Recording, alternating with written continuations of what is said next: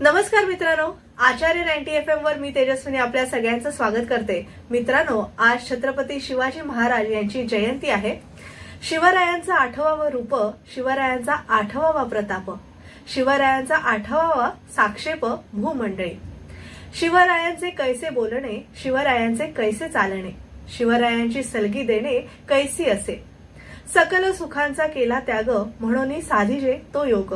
राज्य साधनाची लगबग कैसी केली, याहुनी करावे विशेष, तरीच म्हणवावे पुरुष. या उपरी आता विशेष काय लिहावे.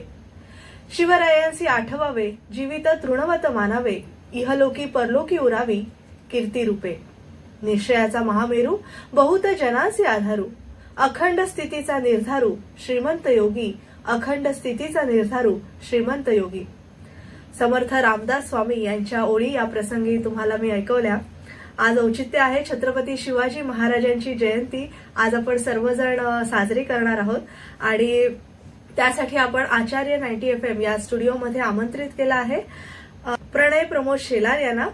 प्रमोद सर हे शिवगर्जना प्रतिष्ठानचे संस्थापक म्हणजेच अध्यक्ष आहेत आणि आज आपण त्यांच्याकडून शिवगर्जना प्रतिष्ठानचं कार्य आणि प्राचीन युद्धकला, ऐतिहासिक नाणी संग्राहक आणि अभ्यासक या दृष्टीनं संवाद साधणार आहोत. आज हा छत्रपती शिवाजी महाराजांच्या जयंती निमित्तानं खास कार्यक्रम आहे. प्रणय सर, तुमचं खूप खूप स्वागत आहे आमच्या आचार्य 90 FM स्टुडिओमध्ये. धन्यवाद. सर, तुम्ही बऱ्याच ठिकाणी बऱ्याच कॉलेजेसमध्ये, शाळा महाविद्यालयांमध्ये जात असता. आमच्या आचार्य कॉलेजमध्ये येऊन तुम्हाला कसं वाटतंय? खूप खूप छान वाटलं आणि आज शिवछत्रपतींची जयंती आहे, त्या निमित्ताने आपण एक चांगला विषय घेतलाय जो समाजापर्यंत आपण आपलं कार्य चांगल्या पद्धतीने पोहोचवण्यासाठी तुम्ही आम्हाला आमंत्रित केलं, त्याबद्दल आपले मनापासून धन्यवाद. हो सर, आता सुरुवातीपासूनच म्हणजे विषयाला आपण मी हात घालते तो म्हणजे भारतीय युद्धशास्त्राची पार्श्वभूमी तुम्ही जरा उलगडून सांगितलीत आम्हाला तर आम्हाला आवडेल. मुळात भारतीय युद्धकला ही फार प्राचीन आहे. त्याचे उल्लेख आपल्याला गुहेंमधल्या चित्रांमध्ये म्हणा किंवा वैदिक ग्रंथांमध्ये मिळतात. त्याचप्रमाणे यजुर्वेदाचा जो उपवेद आहे धनुर्वेद, त्या धनुर्वेदामध्ये आपल्याला ह्याचे प्रकार बघायला मिळतात. त्यानंतर बृहत संहिता आहे, कोदंडमंडन, लोहार्णव, बाणविद्या, अशी प्राचीन ग्रंथांमध्ये आपल्याला या युद्धशास्त्राचे उल्लेख आपल्याला पाहायला मिळतात.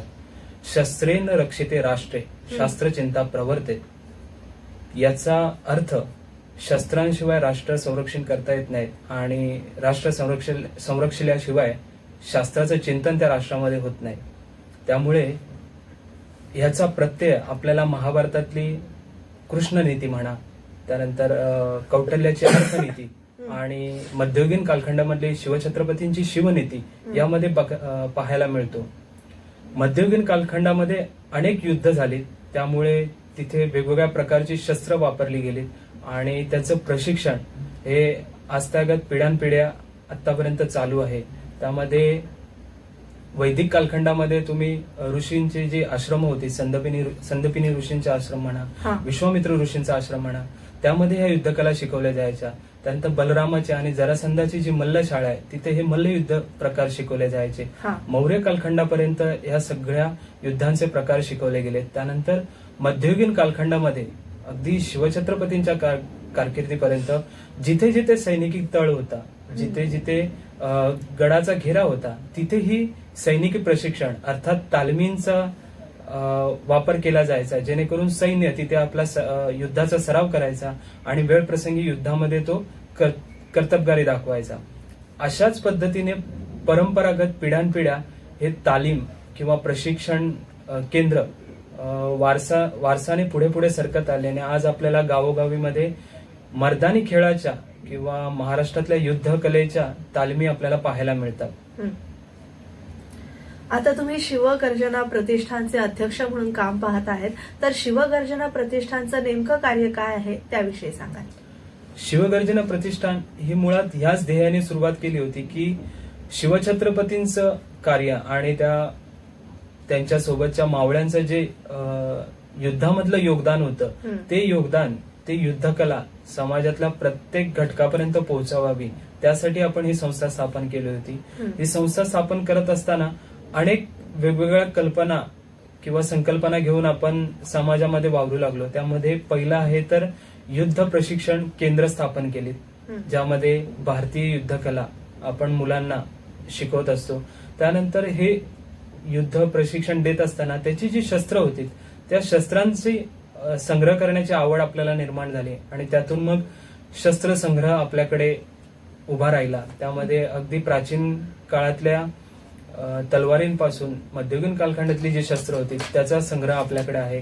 त्याचबरोबर ऐतिहासिक नाणी ही सुद्धा आपण संग्रहित केली आणि मग हे संग्रह केल्यानंतर समाजामध्ये ह्याचा कुठेतरी उपयोग व्हावा त्या अनुषंगाने आपण त्याचे प्रदर्शन रूपांमध्ये शाळा महाविद्यालयांमध्ये मांडणी करायला सुरुवात केली, जेणेकरून आजच्या पिढीला आपल्या सांस्कृतिक वारशाचा लाभ घेता येईल किंवा आपला सांस्कृतिक वारसा त्यांना पाहता येईल आणि त्यातूनच कुठेतरी आजची पिढी आपल्याला घडवता येईल हा एक हेतू होता. त्याचप्रमाणे संस्था गडकोट संवर्धनाचाच एक भाग म्हणून मुलांना ऐतिहासिक गडकोट दर्शन, नुसतं किल्ले जाऊन बघणं नव्हे तर त्याचा भौगोलिक ऐतिहासिक कशा पद्धतीने आपल्याला अभ्यास करता येईल त्या अनुषंगाने आपण काही ट्रेक ऑर्गनाईज करतो. त्यानंतर युद्धभूमींवरती जाऊन मुलांना त्यावेळी कशा पद्धतीने युद्ध केली गेली होती, त्याच्या कशा पद्धतीने स्ट्रॅटेजी वापरल्या होत्या याचं आपण तिथे स्वतः त्या रणांगणावरती जाऊन मुलांना आपण ते मार्गदर्शन करत असतो. तुम्ही खरं तर मोठ्या घराण्यातले आहात, म्हणजे शेलार हे फार म्हणजे छत्रपती शिवाजी महाराजांच्या काळापासून आपण शेलारांचं योगदान पाहतो आहोत. तर या म्हणजे घराण्यातून तुम्हाला म्हणजे घरून तुम्हाला हा छंद जोपासायची आवड निर्माण झाली, घरून पाठबळ मिळालं की तुम्ही या क्षेत्राकडे कसे काय वळलात?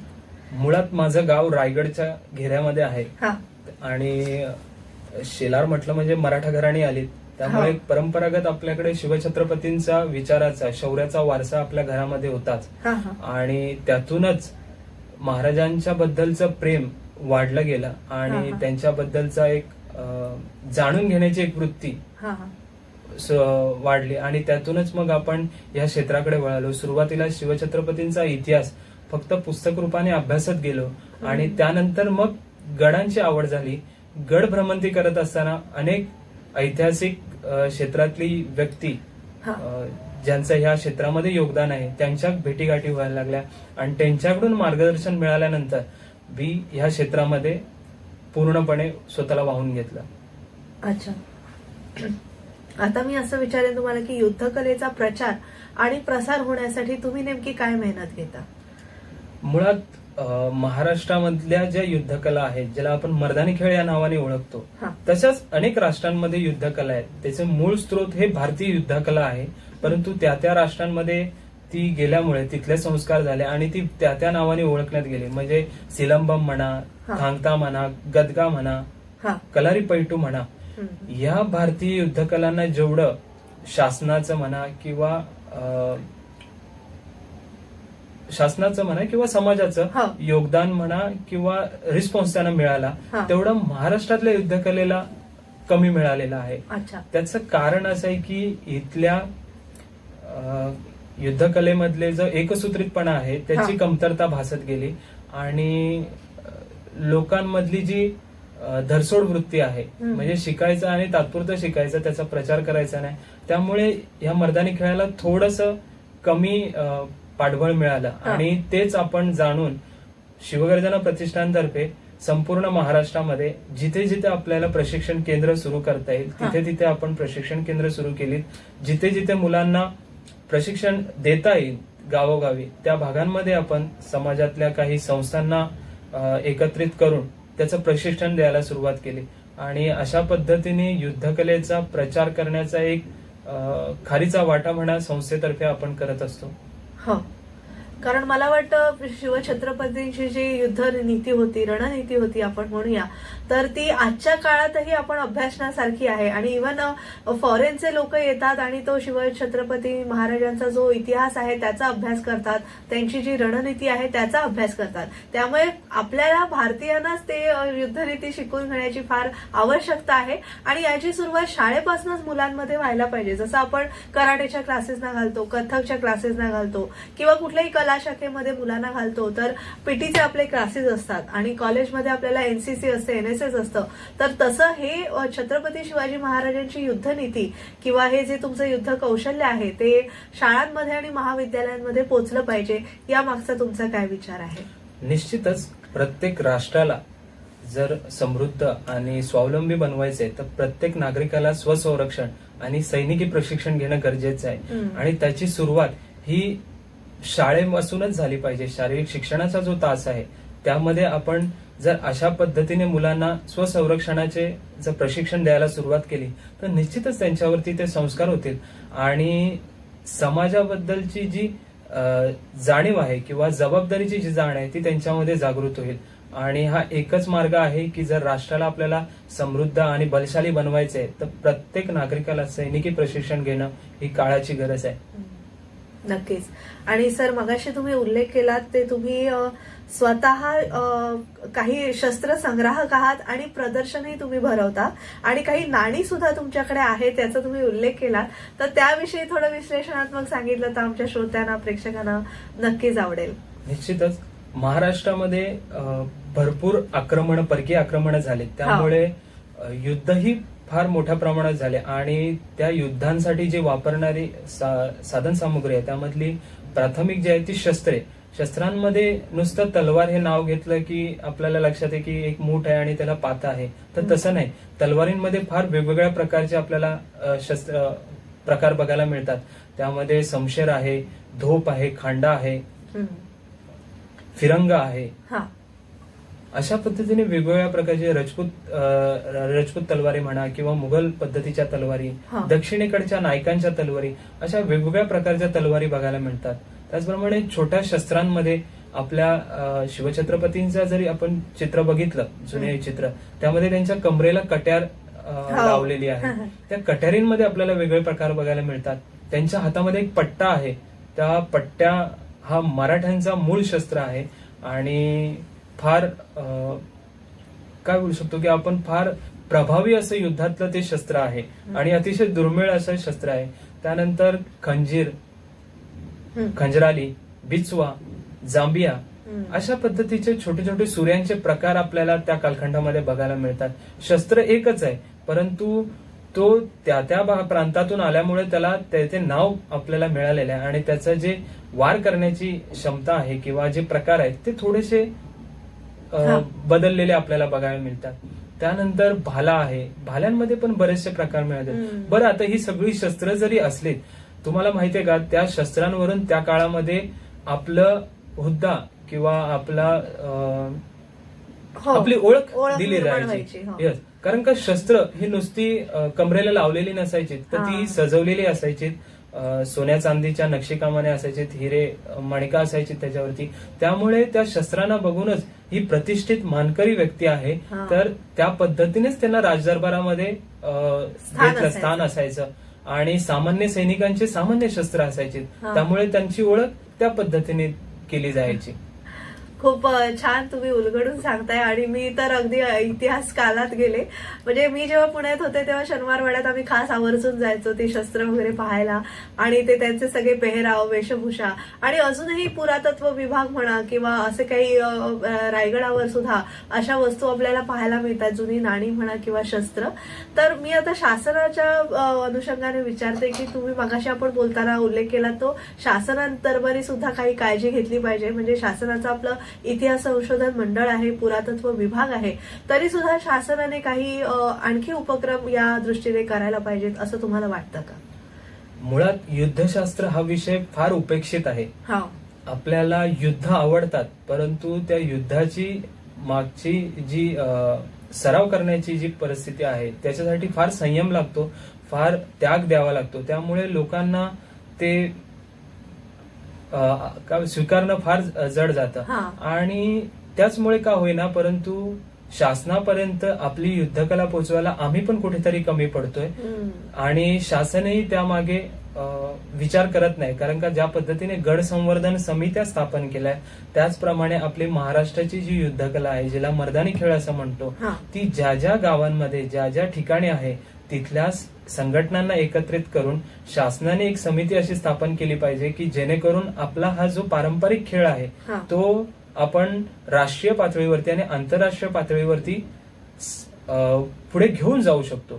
आणि ही आपली संस्कृती आहे, ही आपली धरोहर आहे, ती आपल्यालाच जपायची आहे आणि आपल्यालाच तिचं संवर्धन करायचं आहे. त्यासाठी शासनाने सुद्धा मनावरती घेऊन काही नियम म्हणा किंवा काही समिती स्थापन करून जर ह्याला एक खेळाचं स्वरूप आणलं आणि राष्ट्रीय पातळीवरती जर त्याला सादरीकरणासाठी दिलं तर निश्चितच शाळकरी मुलांना आणि महाविद्यालयातील मुलांना एक खेळाच्या माध्यमातून कुठेतरी पुढे जाता येईल असं एक माझी भावना आहे. नक्कीच.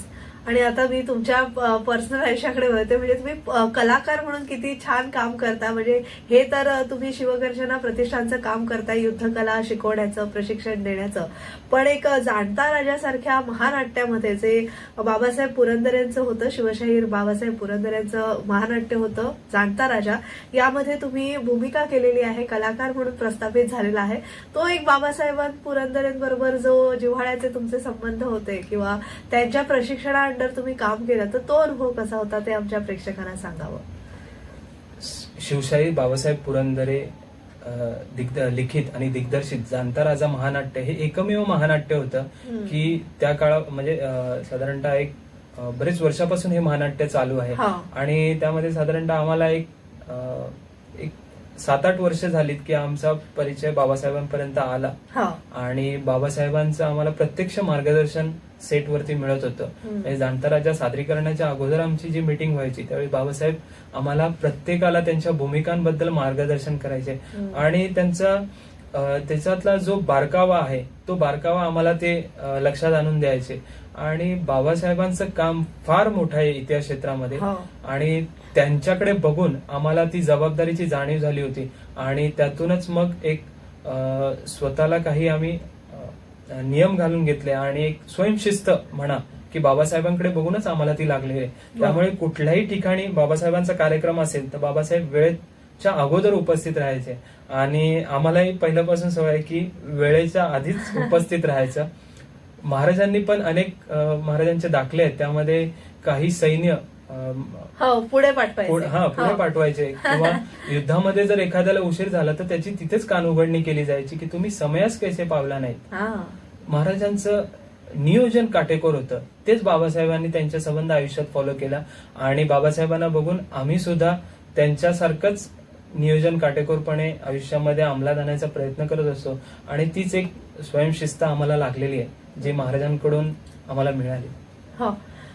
नक्कीच सर. आणि मी तर म्हणेन शिवशाहीर बाबासाहेब पुरंदरे आणि तसंच गोनी दांडेकर यांनी जे दुर्ग किल्ले गड भ्रमंती हे सगळं केलं आणि इतिहास आपल्यासमोर उलगडून दाखवला आहे, त्या दोघांचे फार मोठं योगदान आहे आपल्या महाराष्ट्रालाच नव्हे तर भारतभूमीला असं मी म्हणेन. आता मला सांगा तुमच्या भावी योजना शिवगर्जना प्रतिष्ठानतर्फे कोणकोणत्या आहेत? शिवगर्जना प्रतिष्ठान ही एकच ध्येय घेऊन चाललेली आहे की महाराष्ट्रातली जी युद्धकला आहे ती आपल्याला साता समुद्रावर पोहोचवायची आणि त्यासाठी ज्या ज्या काही गोष्टींची गरज लागेल त्या गोष्टी ती करत असते. आता सध्या आमच्याकडे काही मराठी चित्रपट आणि हिंदी चित्रपटांचे प्रोजेक्ट्स आहेत ज्यामध्ये आम्ही हे युद्धकलाचं प्रशिक्षण देण्याचं तिथल्या ऍक्टर्सला आम्ही चालू केलेलं आहे आणि आगामी 2023च्या शेवटापर्यंत ते चित्रपट आपल्याला सिनेमागृहात बघायला मिळतील. त्यानंतर अनेक ऐतिहासिक मालिका आहेत त्याचंही चित्रीकरण चालू आहे.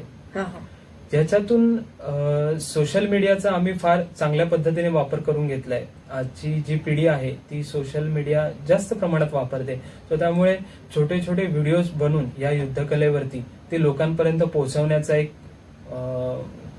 कार्यक्रम आम्ही हाती घेतलेला आहे.